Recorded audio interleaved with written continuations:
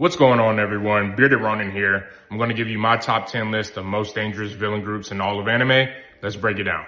I want to start off with the Noah family from D. Gray Man. They're serving the Millennium Earl, and they're pretty much immortal, and they have crazy powers, and they're trying to destroy humanity every chance they get. Next, I got to go with the Claw from Mob Psycho. I mean, they're an expert organization looking for world domination. They have psychic soldiers until Mob does Mob things. Then I have to go with the Vampire Nobles from Noblesse. I mean, they're pretty much immortal, looking at humans as pawns, and they're really just playing like this chess game with humans and toying with them, almost effortlessly. Then we have the Varia from Hitman Reborn. They're the Vengola's family's personal assassination squad. And if they're sent after you, it's basically a death sentence, as they're elite and they're armed with so many different weapons and have so many different combat skills.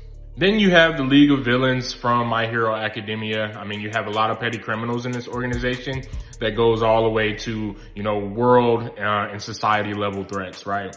They're led by Shigaraki, who's causing chaos day by day. And you see with him and All for One how it's changing and, really evolving the group and organization a few different times. So they're pretty top tier as well.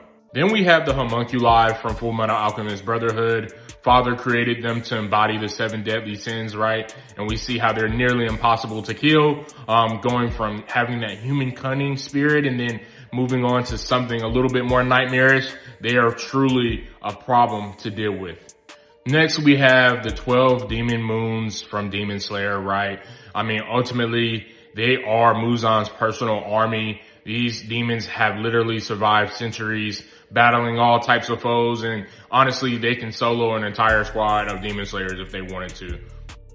Now we're getting to the good stuff with the Spada from Bleach. They serve as elite Arrancar under Aizen, and they represent a deadly aspect of death itself, right? So they really shake the Soul Society to its core and give them problems. Then going into one of my personal favorites, right, we have the Phantom Troop from Hunter x Hunter. They're not just like a group of thieves. They are elite assassins, and they can match up with anyone, and they work very well with each other. They're pretty brutal in terms of how they go about doing things, as we see in their arc and story. However, they are a problem to deal with.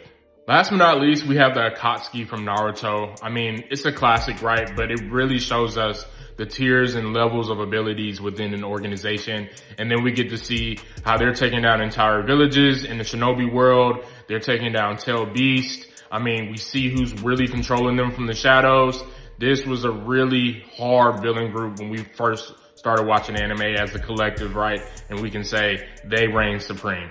Of course, I know I'm probably missing a whole bunch of other groups. Feel free to drop a comment below if you feel like one should be ranked higher than the other, or if my rating doesn't make sense. Otherwise, Bearded Ronin is out. Follow for more.